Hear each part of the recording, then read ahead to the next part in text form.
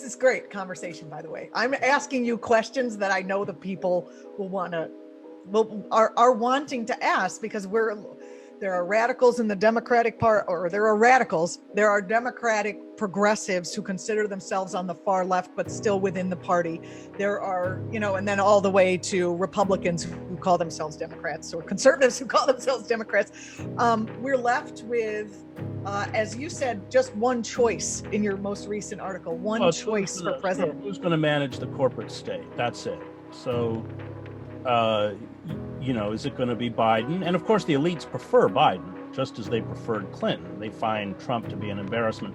I love this, mantra of the least worst, because when Bernie was surging and Warren was doing well, you had a series of articles in the New York Times interviewing the Democratic donor class, including Blankfein, who said, if Bernie or Warren, and in particular Bernie, is the nominee, we're all going to vote for Trump. So the least work only matters for us. It doesn't matter for them. They have to make sure that the power and wealth that they have, that this cabal has accumulated, remains untouched, and the disfiguration of American society continues. And they know Biden will do that. And that, in the short term, you're right. Who wants Trump as president? I used to think I couldn't stand the sound of George W. Bush's voice. Oh. Now I long for Bush, but these are the kinds of figures that come from a decayed and broken system, and we're going to have to bring that system down, and we can't do it through the Democratic Party. I and Shama Sawan had spoken with Bernie in 2016 about how the Democratic Party would never give him the nomination. He had to run as an independent, that we weren't going to build a viable alternative movement during an election cycle, and that he just was this sheepdog. I can't remember who used that term first. It was pretty smart. Maybe Glenn Ford. But that's what he's done. And now he's going to go around and speak to rallies of like 150 people saying vote for Joe Biden, which is what happened when he did for Clinton. His crowds evaporated. And I think he was really hurt by that and by his decision to be a kind of lapdog for Chuck Schumer for 4 years, as if the Democratic Party was ever going to play fair. It just was incredibly naive. Do you think that, or do you think he really just didn't have a chance to, say, pull a Nader and run as an independent? No, I asked him. I was there. He said, I don't want to be Nader. This was 2016 on the eve of the climate march. We did an event together. He said, I don't want to end up like Ralph Nader. Now, he's not wrong. The Democratic Party would have crucified him. They would have tried to take him down in Vermont in his Senate campaign. He would have, he sits with the Democratic caucus. He has seniority. They would have taken all that away from him. They would have mounted a vicious media campaign to, discredit and character assassination, which is what they did with Ralph, what they've done with Julian. All of that is right. But I really interpreted that as a form of political cowardice, that he didn't want to pay that price. He wasn't wrong, by the way, about the price that he was going to pay. But I don't believe that we're going to wrest back our open society through the Democratic Party, which is funded and run by lobbyists, just like the Republican Party. That's exactly what our question is, coming in from Rebecca from ACT. She's actually a team member here at act.tv. How do we tear down the empire? What does the revolution look like to you at this point?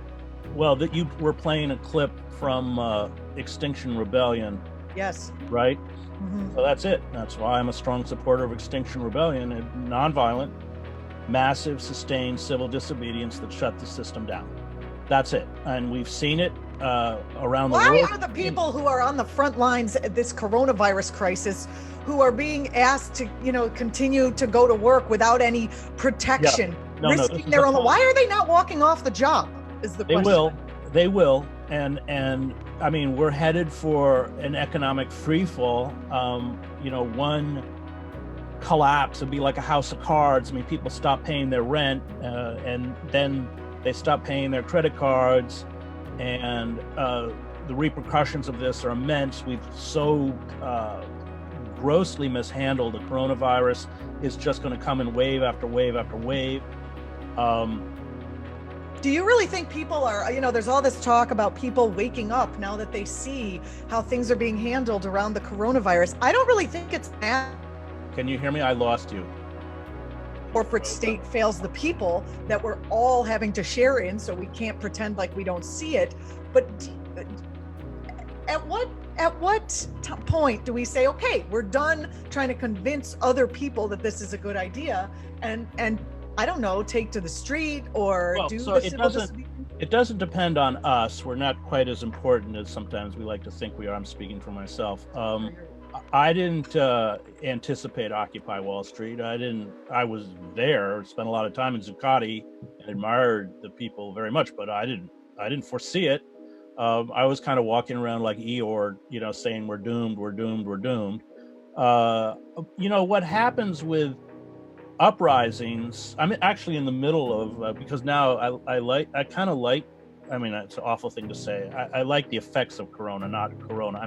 The social isolation, because I don't really want to socialize with anyone in Princeton where I live anyway. So now it's the perfect excuse. And I hear you. We almost just moved to New Jersey ourselves, but the coronavirus saved us from such a fate. So I get to do my show remotely, and I fired from Truthdig. So I'm reading Trotsky's History of the Revolution, which is about 1,000 pages long. Look, Trotsky's right, and I know because I covered it, that you as a reporter, the tinder is there. So all of us knew the tinder was there among the Palestinians during the first Intifada or uprising, 1987, which I covered. The second Intifada, I covered the revolutions in Eastern Europe, East Germany, Czechoslovakia, Romania. I covered the street demonstrations that brought down Slobodan Milosevic in Belgrade. I remember actually being with Djindjic, who was later assassinated by Serb security. But thousands of people were down in the square. Tens of thousands were down in the square. And I remember Djindjic asking around, what do they want? You're trying to read the zeitgeist of this. It has a kind of life force of its own. And Trotsky, for his brilliance, he's also quite a fine writer. He was a journalist himself. He gets that. So the tinder is there. What ignites it? It's usually something very banal, like, the vegetable vendor who set himself on fire in Tunisia. The first Intifada was caused by a car accident. An Israeli vehicle truck hit a van carrying Palestinian day workers, and 7 were killed. So something it is a mysterious force. And so the tinder's all there. What will ignite it? When will it be ignited? Will it be ignited? People like me who look at it and study it can't know. You had Lenin sitting in Zurich giving a talk. Those of us who are old, I remember how old he was in his 50s, will never see the revolution. And then 2 weeks later, he's at Finland Station and the Russian Revolution is taking place. So, and this was also true in East Germany. They just didn't, events, suddenly, you have a few dozen Lutheran, was led by Lutheran clergy in East Germany, in Leipzig. Suddenly there's 500,000 people in Alexanderplatz in East Berlin. So what is it that ignites it? But certainly the fragility of the system, the inability of the system to address the most basic needs of the citizenry was all there before. And now it's been exacerbated. And I don't think that people can take a lot more. How will it? Definitely not. And remember, it can go the wrong way. It can always, the 1930s in Europe went one way in countries like Italy and Germany and Spain, and we went another because of Roosevelt. But it can, our left is so broken and destroyed. Our media is a joke. We could just go the other way. We are headed the other way. It does seem like with Bernie out, there's actually no savior left. And so all the people who had hoped for a savior in terms of within inter-party electoral savior are now left saviorless. And that does seem like, there's matches, not all in one place on the fire. Yeah, well, that is true, but this was the problem of the left. Bernie was never the savior. I voted for him in the primary, of course. But I got to vote in a primary. not in this. No, that was 2016. Our primary is delayed. So, but Bernie was never going to be the savior. Bernie is in all but name a Democrat, a member of the Democratic Party establishment. And if he had actually gotten into power, which they would never allow, because if he'd gotten the nominee, it would have been 1972 with McGovern, where you had both sides of the party elites ganging up to destroy him, along with MSNBC and everyone else. So,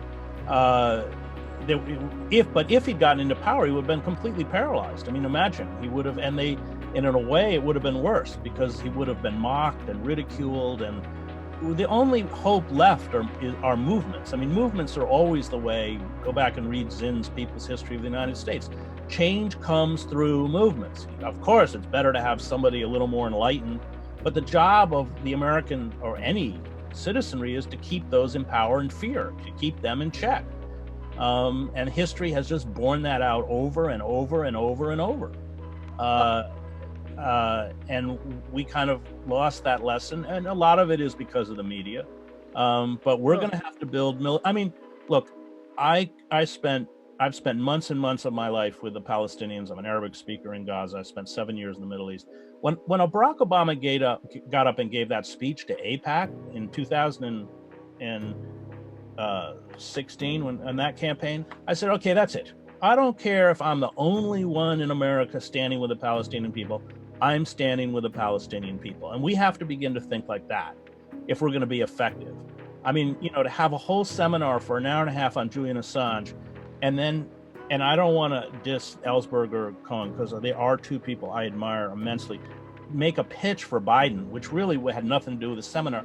I'm thinking, I know what Julian would say. I know Julian. And he would not tell you to vote for Biden, who would be an enthusiastic hangman.